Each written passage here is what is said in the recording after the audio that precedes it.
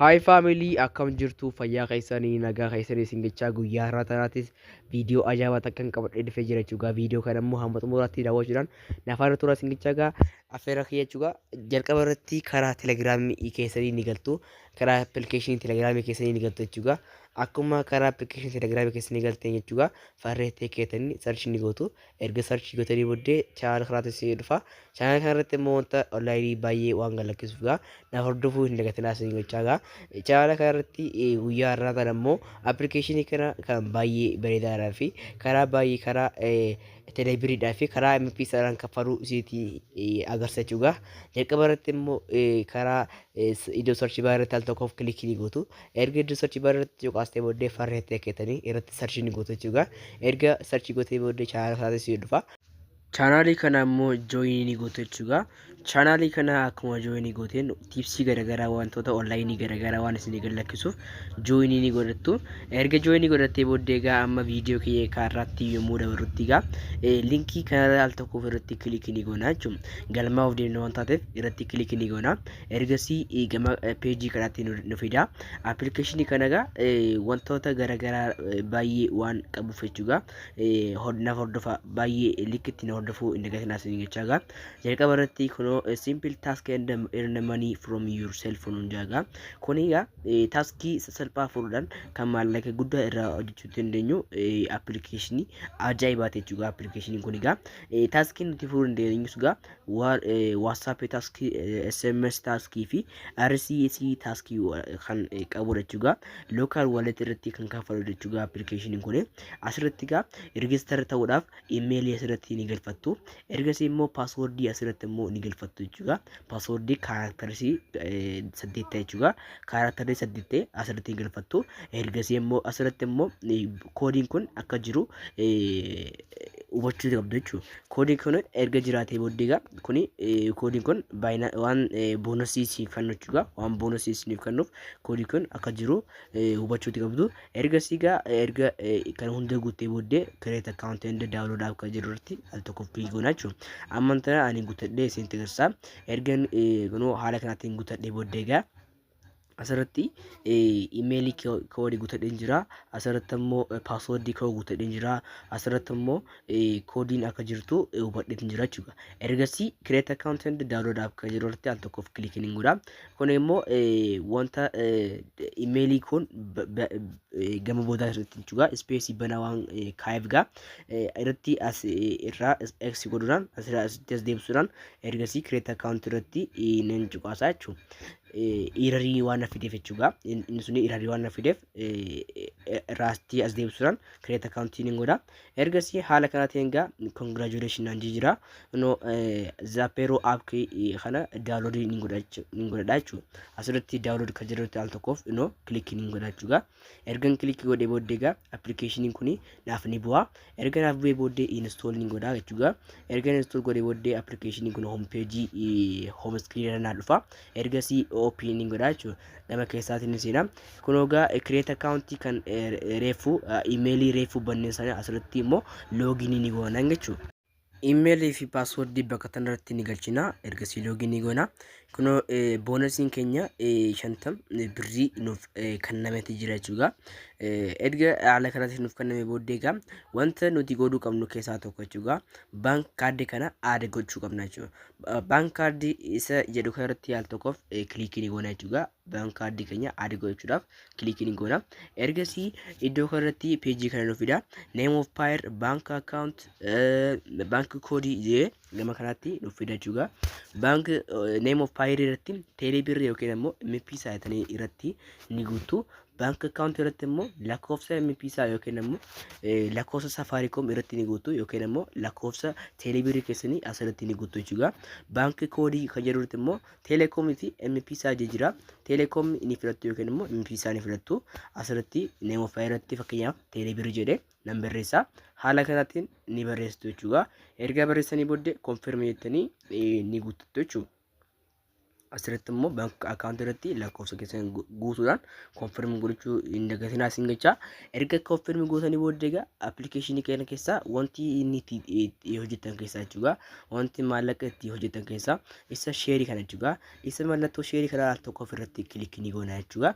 Erga share irratti click goone booddee gama kanatti immoo mallattoo copy kan fakkaatu kanarratti click ni goona jechuudha.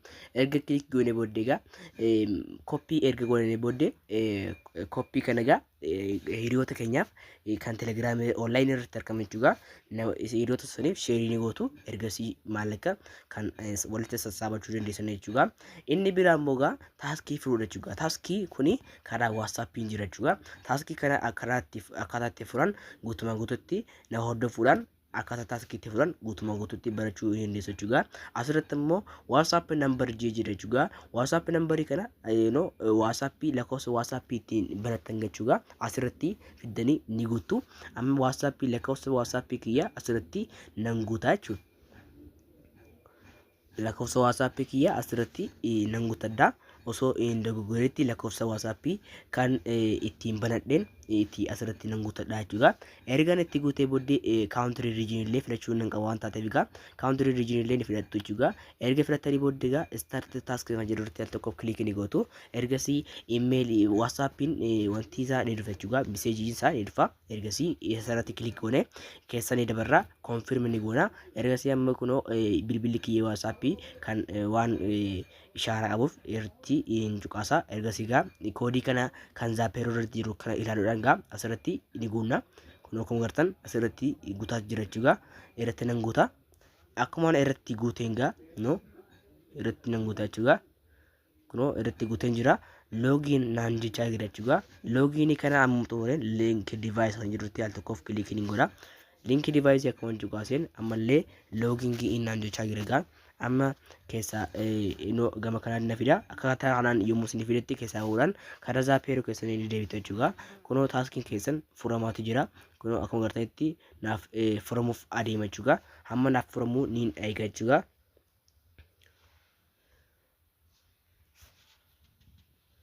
Kunoo akkuma agartanitti egaa naaf furamuutu jira. Kunoo wow naaf furameti jira jechuudha. Tasks interrupted congrats non jira jechuudha. Amma kuni takka tuqa afur birrii naaf balance kiyya irratti naaf dabalamee jira jechuudha. Amma tana erga haala kanaatiin wantoota garaagaraa hojjennee maallaqa hojjennee booddee egaa maallaqa walitti sassaabannee karaa itti withdraw itti goonu isinitti agarsiisa jechuudha. Amma tana application keessa erga seennee booddee egaa ani immoo baalaansiin kiyya 800 hojjedhee hin jira jechuudha. ETB 800 hojjedhee jira. Amma tana karaa itti baafnu keessa isa withdraw jedhu cuqaasna. Ergasii receive kan jedhu irratti al tokkoof click ni goona jechuudha. Erga receive irratti al tokkoof click goone booddee egaa gama kanatti na fida jechuudha. Kunoo akkuma agartanitti gama kanatti na fida. Asirratti egaa transaction fee rule kana seera kana hubachuu qabdu jechuudha. Seera kana ilaalattanii wanta inni seeraan murachuu danda'u beekuutii ni dandeessu jechuudha. Asirratti erga akkaataa kanaan beektanii booddee egaa wanta kana dabarsuuf deemna wanta ta'eef egaa 100 kan mo'ataa 800 irratti immoo maalii 1010 irratti immoo maa kam jettanii ilaaltu dandeessu jechuudha. Asirratti immoo akkaawuntii keessan ni filattu jechuudha. Select ni godhattu. Lakkoofsa isin irratti dabarsan select ni gootu jechuudha. Amma tanaanii 100 kana dabarsuu waan barbaadeef jechuudha. Receive kan jedhu irratti al tokkoof click ni godha jechuudha. 100 kan irratti cuqaasa jedhee ergasii receive in cuqaasa jechuudha. Eegan cuqaasee booddee egaa kunoo gootiitti naan jechaa jira egaa withdrawal application is successful naatee jira jechuudha. Amma tana warm tips naan jee submit is successful naan jee jira. Amma tana goot itti jedhee keessa nan baha jechuudha. Yeroo muraasa boodallee itti deebiin ilaala. Amma tana baalaansii kiyya illee akkuma agartanitti baalaansiin kiyya 108 kan ture 103 waan sadigaa waan transaction fee waan taateef egaa wajjin adeema jechuudha. Amma transaction record kan jedhu irratti il tokkoof click ni godha jechuudha. Record waan galmeesse irratti withdraw naatee jira jechuudha. Amma transaction record kan jedhu irratti il tokkoof click ni godha jechuudha. gama jalaa kanatti transaction record tu argama. Transaction record irratti al tokko click godhachuudha. No revenue kan jedhu irratti al tokko wayitiin mana revenue seenu no bank kan jedhu approve naaf ta'utti jechuudha. Kun amma baay'ee waan application baay'ee 100% yaanitti amana jechuudha. Yeroo muraasa booda immoo karaa Telebirii kiyyaa akan galee isinittiin agarsiisa. Kun ogaa akkuma agartanitti kun ammoo viidiyoo isa yeroo muraasa booda isiniif waraabee jechuudha. Amma karaa Telebirii kiyyaa waaletii Telebirii kiyyaa seenee isin tirsa.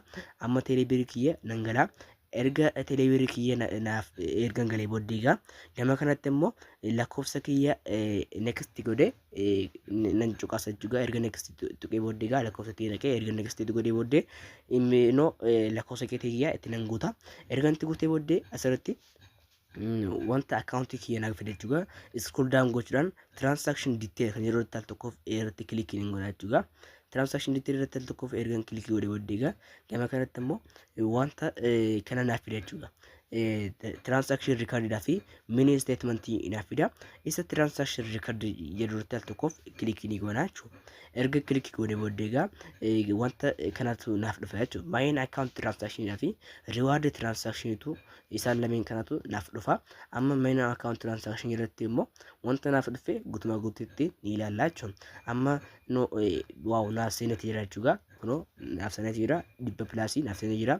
Kuno -3 immoo akkuma reefsu injee transaction fee jechuudha. Transaction fee wajjin adeemti wanta ta'eef transaction fee dibba kanarraa waan muratu qaba jechuudha.